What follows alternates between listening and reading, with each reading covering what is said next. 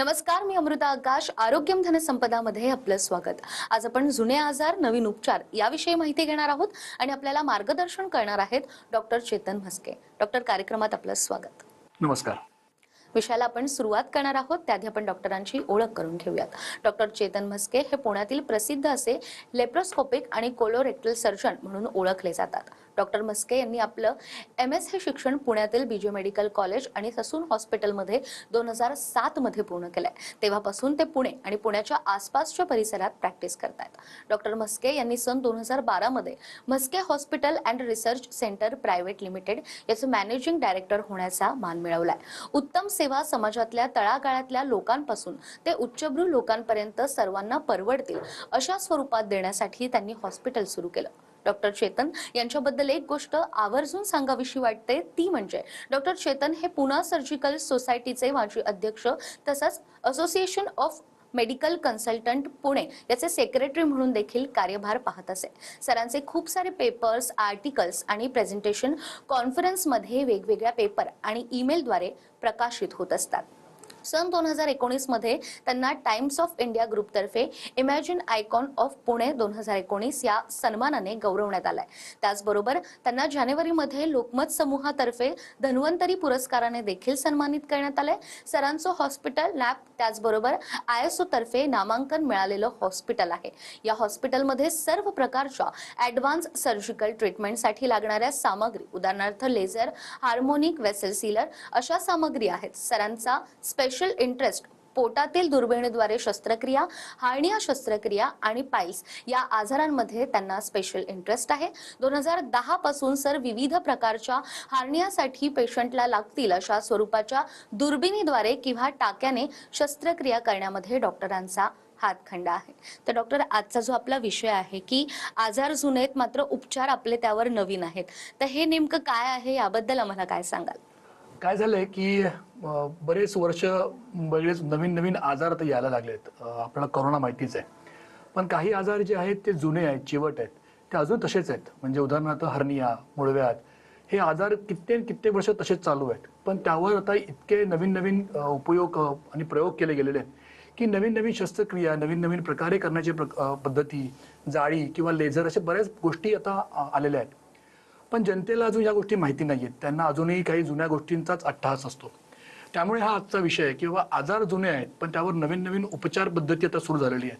तर आपण या लोकांनी याचा एकदा अनुभव घ्यावा म्हणून हा आजचा विषय. अगदीच. आणि जो आपला मूळ विषय आहे तो म्हणजे हार्नियासाठी जे नवीन उपचार आहेत आणि त्यामध्ये आता आधुनिक शास्त्राची देखील जोड आहे, तर याबद्दल तुमचं मत काय? हो, हर्निया हा सर्वात जुना आणि चांगला सगळ्यांना माहिती असलेला आजार आहे. हर्निया म्हणजे काय सगळ्यांना माहिती आहे. आपल्या शरीरामधून एखादा फुगा किंवा एखादी भाग बाहेर येणे त्याला आपण हर्निया म्हणतो. मग तो जांघेमध्ये असतो, बेंबीमध्ये असतो, टाक्यांमध्ये असतो. ह्याला मुख्य कारण म्हणजे आपल्याला बरेच माहिती आहेत की पोटामधला ताण वाढणे, पूर्वीच्या शस्त्रक्रिया अशा गोष्टीमुळे हा हर्निया होत असतो. प्रामुख्याने दिसून येणारी हर्निया आपल्याला माहिती आहे ते म्हणजे जांघेतला हर्निया, बेंबीमधला हर्निया किंवा टाक्यांचा हर्निया. पण त्याबरोबर बाकीचे हर्नियाही भरपूर आपल्याला आढळतात. पूर्वी ह्या हर्नियासाठी टाक्याने ऑपरेशन केले जायचे, पण त्यामुळे टाक्यांचं कधी कधी इन्फेक्शन होणं, टाक्यामुळे दुखणं, त्रास होणं अशा गोष्टी भरपूर आढळायच्या. आता नवीन तंत्रज्ञानामुळे आणि हा हर्निया बरेच वर्ष असल्यामुळे यावर खूप शोधनिबंध झाले, रिसर्च झाला आणि त्यावर मग असं आढळलं गेलं की दुर्बिणीद्वारे शस्त्रक्रिया ही त्यामध्ये चांगली शस्त्रक्रिया राहते. दुर्बिणीने शस्त्रक्रिया केल्यामुळे कमी टाके पडतात, रिकव्हरी फास्ट होते, पेन कमी असतं, कॉस्मेटिक असतं आणि दुसरा फायदा म्हणजे काय की समजा अजून काही ठिकाणी हर्निया असेल, बेंबीमध्ये हर्निया असेल, जांघेतल्या दुसऱ्या साईडला हर्निया असेल, हे सर्व हर्निया एकाच वेळी एकाच टाक्यामधून ऑपरेशन करता येतं. त्यामुळे दुर्बिणीच्या शस्त्रक्रियेला फार मोठी आता मान्यता आली आणि मागणी येत आली. तर दुर्बिणीमध्ये पण आता नवीन नवीन काही प्रयोग केले गेले आहेत. ज्यामध्ये 3D मेश हा आता सध्या नवीन प्रयोग चालू आहे. त्यामध्ये आम्ही टाके कमी असतात, त्यामुळे पेशंटला ऑपरेशन नंतर दुखणं किंवा पेन होणं किंवा जाळीमध्ये ओढल्यासारखं वाटणं कमी होतं. त्याचबरोबर कमी टाके असल्यामुळे आणि कमी टॅकर वापरण्यात गेल्यामुळे खर्च कमी होतो. त्याचबरोबर आम्ही ई-टेप RS नावाच्या म्हणजे वेगळ्या प्रकारच्या एंट्रीमधून जाऊन आम्ही या हर्निया रिपेअर करतो. त्यामुळे हर्नियाला बाकी पुनरावृत्ती होणे किंवा हर्निया झाल्यानंतर पेन होणे, जाळीमधलं इन्फेक्शन होणे हे सर्व भाग टाळले जातात. तर असा हा दुर्बिणी जांघेचा हर्निया होतो. दुसरा हर्निया ज्यावर आता बरेच रिसर्च झालेत तो आहे बेंबीचा हर्निया. छोटा हर्निया जर असेल, लेस दॅन 2 to 5 सेंटीमीटर डिफेक्ट जर असेल, तर त्याला आम्ही दुर्बिणीने आयपॉम प्लस नावाच्या तंत्रज्ञानाने ऑपरेशन करतो. यामध्ये आम्ही आतूनच दुर्बिणीने जाऊन तो डिफेक्ट असतो तो टाके मारून बंद करतो आणि त्यावर आम्ही एक डबल लेअर जाळी बसवतो, ज्याचा एक लेअरला एक आवरण असतं ज्याला आतड्या चिटकत नाहीत. ही जाळी बसवल्यामुळे बऱ्याच वेळा छोटे छोटे हर्निया एका 3 टाक्यांमधूनच पूर्ण बरे होतात. पण जर हर्निया अजून थोडं लहान असेल तर त्याला आम्ही एक वेंट्रलेक्स पॅच नावाचा प्रकार असतो, ज्यामध्ये आम्ही बारीक टाक्याचं इन्सिजन घेऊन हर्नियाचा आत जाऊन तो हर्निया डिफेक्ट बरा करतो. त्यामुळे आतमध्ये जाळी बसते, ती जाळी पण डबल लेअर असते, पण ती लहान टाके असल्यामुळे ती दिसत पण नाही, कॉस्मेटिक होते. तर हा झाला आपला बेंबीचा हर्निया किंवा इन्सिजनल हर्निया जो छोटा असेल. बरं, आता समजा हर्निया खूपच मोठा आढळला तर त्याला टाक्यानेच पूर्वी ऑपरेशन केलं जायचं. तेव्हा नुसतं आपली जाळी बसवायचं ऑपरेशन व्हायचं. पण सध्याच्या आधुनिक तंत्रज्ञानामुळे आम्ही त्याला AWR किंवा ॲब्डॉमिनल वॉल रिकन्स्ट्रक्शन सर्जरी करतो, ज्यामध्ये आम्ही पूर्ण पोटाचा आकार पूर्ववत आणण्याचा प्रयत्न करतो. हे ऑपरेशन आपण टाक्याने पण करू शकतो किंवा दुर्बिणीने पण करू शकतो.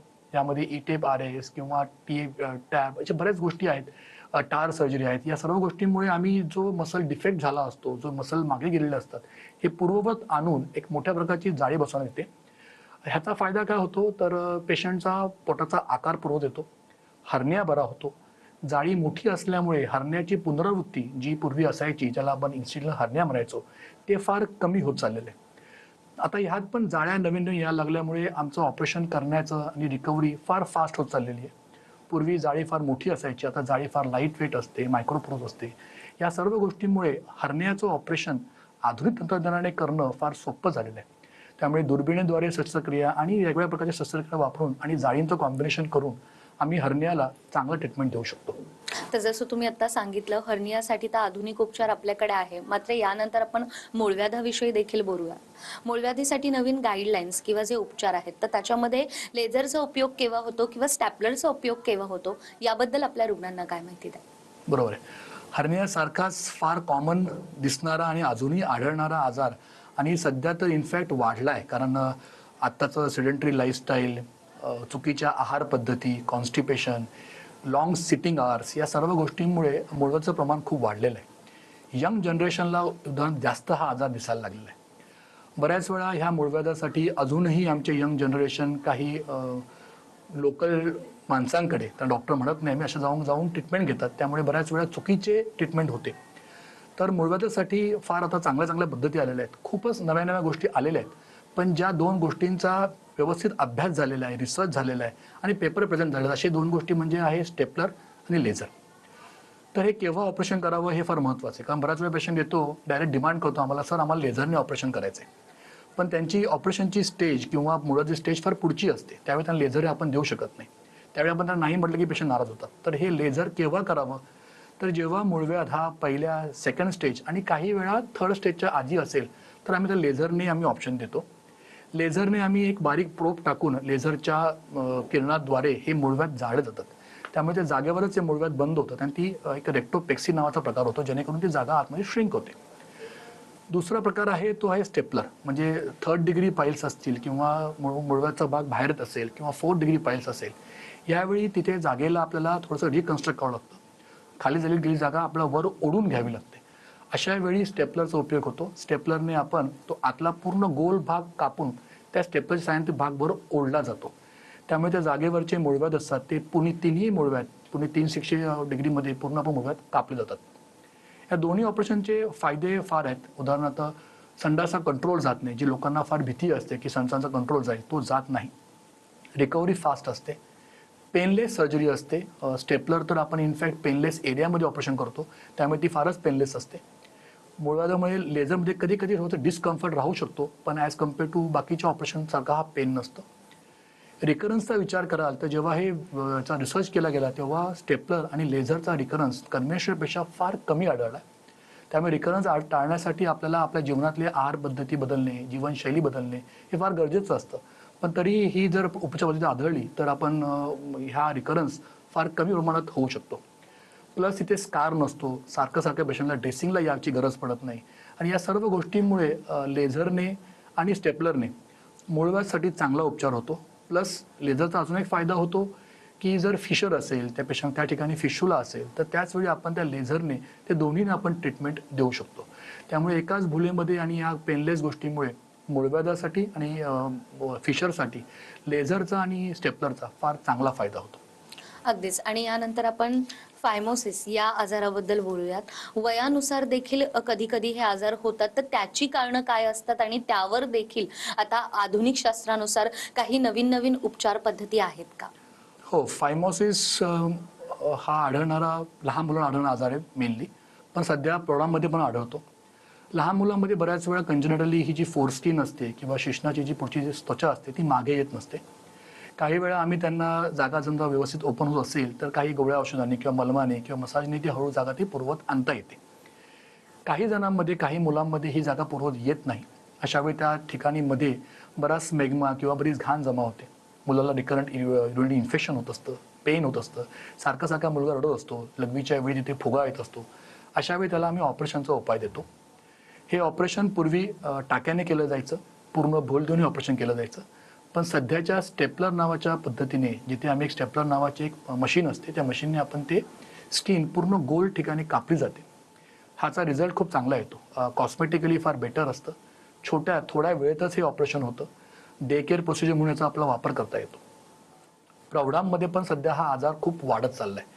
डायबिटीस त्याला प्रामुख्याने कारण आहे.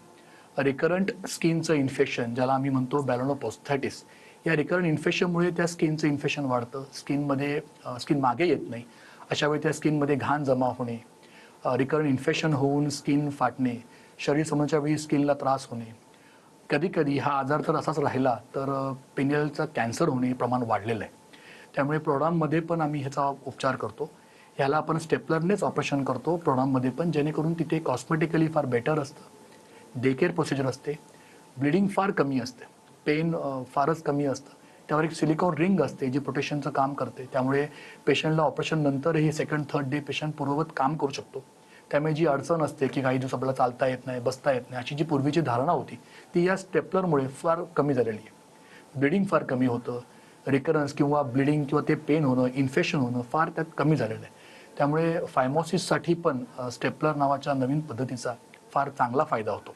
अगदीच. तर डॉक्टरांनी सांगितल्याप्रमाणे वेगवेगळे जुने आजार, मात्र त्यावर आता आधुनिक शास्त्रामध्ये उपचार आहेत. आणि या उपचारांबद्दल जर तुम्हाला माहिती हवी असेल तर स्क्रीनवर तुम्हाला नंबर दिसतोय. या नंबरवर संपर्क साधून तुम्ही डॉक्टरांचं मार्गदर्शन घेऊ शकता. तर आपण याच उपचारांबद्दल डॉक्टरांकडून आणखीनही जाणून घेणार आहोत एका छोट्याशा ब्रेक नंतर.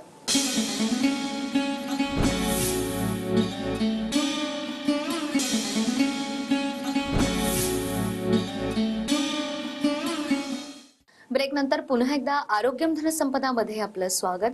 आरोग्यम धनसंपदामध्ये आज आपल्या सोबत आहेत डॉक्टर चेतन म्हस्के. डॉक्टर, ब्रेकवर जाण्यापूर्वी तुम्ही वेगवेगळ्या जुन्या आजारांविषयी आणि त्यावर होणाऱ्या आधुनिक उपचारांविषयी तर सांगितलं, मात्र अलीकडच्या काळात आपण हे देखील बघतो की अनेक लोकांना व्हेरिकोज व्हेन्सचा त्रास होतो. तर या व्हेरिकोज व्हेन्सवर देखील आधुनिक शास्त्रामध्ये नेमके कोणकोणते उपचार आहेत आणि नेमका हा आजार का होतो? व्हेरिकोज व्हेन्स म्हणजे पायाच्या रक्तवाहिन्या फुगतात. पायात दोन सिस्टीम असतात, एक डीप सिस्टीम असते आणि सुपरफिशियल सिस्टीम असते. बऱ्याच वेळा काही कारणामुळे की आतला वॉल खराब झाल्यामुळे बाहेरची सिस्टीममध्ये रक्तवाहिन्या वाढतात. या रक्तवाहिन्यांचं प्रेशर वाढल्यामुळे मग तिथे स्किनमध्ये चेंजेस होणे, अल्सर होणे, कधी कधी स्किन फाटणे, तिथून ब्लिडिंग होण्याचे त्रास सुरू होतात.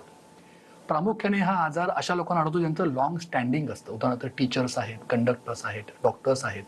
बऱ्याच जणांना जास्त वेळ उभं राहावं लागतं. त्या प्रोफेशनमुळे रक्तवाहिन्या खाली फुगतात आणि मग तो हा त्रास वाढतो.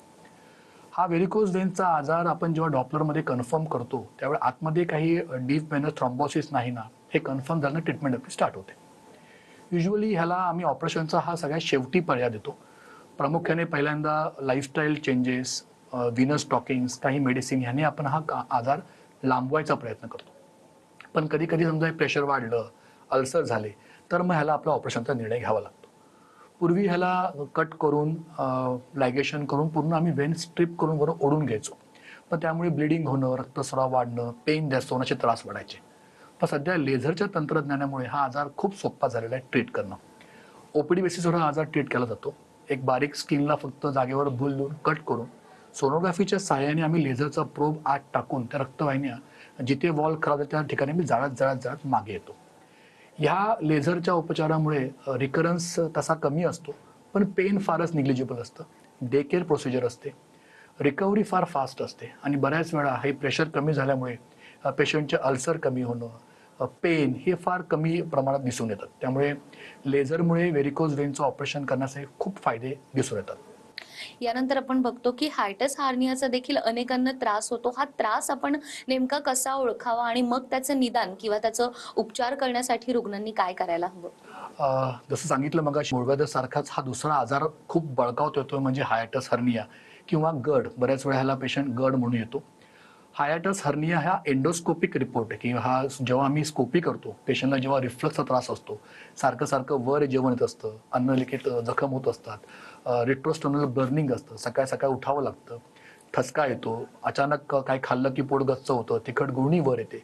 अशा या रिफ्लक्सच्या सिम्पटमच्या वेळी जेव्हा आम्ही स्कोपी करतो तेव्हा आम्हाला आढळतं की आपला अन्ननलिकेचा खालचा पडदा ओपन झालेला आहे. त्यामुळे जठरातले जे पित्त आहे ते वर येऊन छातीच्या अन्ननलिकेला जखमा होत आहेत. तर अशा वेळी त्याला आम्ही हायटस हर्निया आणि त्याचे सिम्पटम्स आणि कॉम्प्लिकेशन्स असं निदान करतो. ह्यामध्ये जर हे कॉम्प्लिकेशन वाढल्यामुळे जखमा होत असतील, रिकरंट इसोफेजायटिस होत असेल, तर नंतर स्ट्रिक्चर होणं, कधी कधी बॅरेट्स इसोफेजायटिस म्हणजे प्री मॅलिग्नंट चेंजेस होणं असं सुरू होतं. अशा वेळी आम्ही पेशंटला काही कन्फर्मेशन टेस्ट केल्यानंतर, उदाहरणार्थ मॅनोमेट्री आहे, पीएच मॉनिटरिंग आहे, हे केल्यानंतर ऑपरेशनचा पर्याय सांगतो. हे ऑपरेशन दुर्बिळने केलं जातं, ज्यामध्ये आम्ही ह्याला अँटीरियर सर्जरी म्हणतो, ज्यामध्ये हे जे अन्ननलिका वर ओढली गेलेली असते ती दुर्बिणीच्या साहाय्याने आम्ही खाली ओढून घेतो आणि परत वर जाऊ नये म्हणून आम्ही त्याला फंडोप्लॅकेशन म्हणजे जठराचा भाग गुंडाळून घेतो, जेणेकरून हा रिफ्लक्सचा त्रास आहे किंवा हरण्याचा त्रास बरा होतो. पण यानंतरही काही पेशंटला पित्त त्रास होत असतो, कारण पित्त हे आपल्या नेहमीच पोटामध्ये असतं. तर त्यांना फक्त लाईफस्टाईल चेंजेस, वेळेवर खाणं किंवा काही गोष्टींचा अवॉइड करणं, या गोष्टीमुळे पित्त कमी होतं. पण हर्नियाच्या ऑपरेशनमुळे हे जे चेंजेस आहेत बाकीचे, इसोफेजायटिस, रिकरंट पेन होणं किंवा कॅन्सर होणं, हा त्रास पूर्ण बरा होतो. त्यामुळे जर आपल्याला गर्ड असेल, हायटस हर्निया असेल, तर ही अँटीरियर सर्जरी माझं ॲडवाईस केली असेल तर ही नक्की करून घेणं फार गरजेचं आहे. त्यामुळे बाकीचे कॉम्प्लिकेशन फार टळतात. आणि हे ऑपरेशन दुर्बिळने केल्यामुळे चिरफाड कमी असते, रिकव्हरी फास्ट असते, पेशंटचे सिम्पटम लवकर रिकवर होतात, लॉंग टर्म मेडिकेशनची जी गरज पडते पेशंटला नंतर ती फार कमी होत जाते. त्यामुळे ह्याचा फायदा खूप जास्त होतो. अगदीच. आणि त्यानंतर पायलोनायडस सायनस या आजाराच्या बाबतीत देखील आपण हे ऐकलेलं आहे की हा आजार लेझरनं बरा केला जाऊ शकतो. मात्र रुग्णांमध्ये संभ्रम असतो की नेमका हा आजार बरा होतो की नाही होत. तर याबद्दल काय सांगाल? हो. दुसरा आता हा कॉमन दिसणारा आजार जो आहे, जो लॉंग सिटिंगमुळे आणि आपल्या यंग जनरेशन दिसतो, तो म्हणजे पिरियडोनल सायनस. हा सायनस म्हणजे काय असतं की आपल्या नेटल केफ्टजवळ एक बारीक छोटंसं छिद्र तयार होतं. त्यामध्ये आपले पाठीवरचे केस आत सक्शन केलं जातं आणि त्यामुळे आतमध्ये केस ओढल्या गेल्यामुळे हे रिकरंट तिथून पाणी येणं, पू येणं असा त्रास होत असतो. तर पूर्वीच्या म्हणजे आतापर्यंत ह्याला कापून ऑपरेशन केलं जायचं, ज्यामध्ये मोठा स्कार राहायचा, जखम मोठी राहायची, त्यामुळे पेशंटला मॉर्बिडिटी खूप जास्त असायची. पण आता लेझरच्या सहाय्यामुळे हे फार छोटं ऑपरेशन होतं. मिनिमली त्याला टाके पडतात, टाके पडतच नाही इनफॅक्ट, जखम लवकर बरी होते, रिकरन्स फार कमी आहे. ह्याला मी कमरेखाली भूल देऊन किंवा जागेवर भूल देऊन तो भाग तिकडचा कट करून फक्त लेझरच्या सहाय्याने ते आतला भाग जाळतो. ते जाळल्यामुळे लवकर लवकर रिकव्हरी होते, जखम फारच छोटी असते आणि पेशंटला पेनलेस राहतं बऱ्याच वेळा. त्यामुळे त्याला कामाला जाणं किंवा जखममधून सारखं पाणी येणं, घरी बसून राहावं लागणं, हे जे पूर्वी त्रास होते ते फार बंद झालेले आहेत. त्यामुळे जर सायनस असेल आणि सिंगल किंवा मल्टिपल फिशर जरी असतील तरी लेझरने ह्याचा चांगला उपचार होतो. अगदीच. जसं तुम्ही सांगितलं की लेझरने यावर उपचार होतो आणि आता आपण बघितलं की बदलती जीवनशैली किंवा आजकाल कामाची जी पद्धत आहे ती एकाच जागेवर बसून आपल्याला काम करायचंय. त्यामुळे अनेकांमध्ये लठ्ठपणा वाढताना दिसतो, वजन वाढतं. तर या लठ्ठपणासाठी देखील आपल्या आधुनिक शास्त्रात नेमके कोणकोणते उपचार आहेत? हो, ओबेसिटी हा फार मोठा सध्याचा विषय आहे. बऱ्याच हेल्थ फिटनेस गोष्टींमुळे हा सध्या प्रमाण काही जणांमध्ये कमी झालेलं आहे. पण तरीही ज्यांना हे डेडिकेशन किंवा डिटर्मिनेशन होत नाही, खूप प्रयत्न केलेत पण वजन कमी होतंय, परत रिकव्हर होतंय. 30चा BMI म्हणजे बॉडी मास इंडेक्स, जेव्हा आम्ही पेशंटचं वजन आणि उंची मोजून त्याचा इंडेक्स काढतो तेव्हा 30 असेल, पण त्याला असे काही आजार असतील ज्याने ते गोळ्यांनी किंवा लाईफस्टाईलनी बरे होत नसतील. 35चा BMI असेल पण डायबिटीज किंवा असे लाईफस्टाईल डिसऑर्डर असतील. आणि 40च्या BMIच्या प्रत्येक पेशंटला ज्यांनी प्रयत्न केलेत वजन कमी करण्यासाठी, डाएट, एक्सरसाइज सगळे केलेत, पण ते फेल होत आहेत. आणि ज्या लोकांना वजन कमी राहायची इच्छा आहे, कमी करायची इच्छा आहे आणि लाईफस्टाईल चेंजेस त्यांना आत्मसात करायचे आहेत, त्यांसाठी हा बेरॅट्रिक सर्जरी, मेटाबॉलिक सर्जरीचा उपाय असतो. यामध्ये आम्ही काही जणांना स्लीव्ह गॅस्ट्रेक्टॉमी म्हणजे जठराचा भाग आम्ही कापतो, जेणेकरून जठराचा आकार लहान होतो, त्यामुळे खाणं कमी होतं. काही हॉर्मोनल चेंजेस झाल्यामुळे पेशंटमधला डायबिटीस बरा होतो आणि त्यामुळे पेशंटचं आपोआप काही दिवसांमध्ये, काही महिन्यांमध्ये वजन कमी व्हायला लागतं. पण जसं म्हटलं मी, ह्या पेशंटला शिस्त फार गरजेची असते. त्यामुळे ज्या पेशंटने जर हे आहार आणि व्यायाम हे कंटिन्युअस ठेवलं तर हा आजार खूप कंट्रोलमध्ये राहतो. पण काही पेशंटला ह्यावर भागत नाही, जे काही बिंज इटर असतात, ज्यांना खूप खावंसं वाटतं, त्यांनी हळूहळू खाण्याचं प्रमाण वाढल्यानंतर कधी कधी या स्लीवमध्ये पण पेशंटला रिकरन्स व्हायला लागतात, कारण जठर शेवटी वाढतं, ती पिशवी असते पोटाची. मग काही पेशंटमध्ये जे असे बिंज इटर असतात की जेव्हा ज्यांना आहाराचं पथ्य पाळता येत नसतं, त्यामध्ये आम्ही रुवॅन वाय किंवा बायपास सर्जरीचा ऑप्शन घेतो, ज्यामध्ये आम्ही वेगळ्या प्रकारे आतड्यांना जोडलं गेल्यामुळे खाल्लेलं आपोआप ते पुढे जातं आणि मग हळूहळू त्यांचा आजार आणि वजन हे कमी व्हायला लागतं. पण तरी मी सांगितल्याप्रमाणे कुठल्याही आपण जरी ट्रीटमेंट केली तरी त्याला शिस्त, जीवनशैलीमधले बदला करणं हे फार गरजेचं असतं. त्यामुळे बेरॅट्रिक सर्जरी करण्यापूर्वी ही आपली मानसिकता असणं गरजेचं असतं की हो, मला हे वजन कमी करायचं आहे आणि कमी ठेवायचं आहे, तरच हे कुठलंही ऑपरेशन सक्सेसफुल होतं. तसं डॉक्टरांनी सांगितल्याप्रमाणे आपल्या आजाराचं योग्य वेळेला निदान होणं आणि त्यानंतर त्यावर उपचार होणं अत्यंत गरजेचं आहे. आणि यासाठी स्क्रीनवर तुम्हाला नंबर दिसतोय, या नंबरवर संपर्क साधून तुम्ही डॉक्टरांचं मार्गदर्शन घेऊ शकता. डॉक्टर, आज तुम्ही इथे आलात आणि वेगवेगळ्या महत्त्वाच्या जुन्या आजारांवर आधुनिक शास्त्रात जे उपचार आहेत याविषयी आम्हाला माहिती दिली. तुमचे खूप खूप आभार. धन्यवाद. त्याचबरोबर आरोग्यम धनसंपदामध्ये वेळ झाली आहे इथेच थांबण्याची. पुन्हा भेटूया अशाच एका नव्या विषयासह. तोपर्यंत नमस्कार.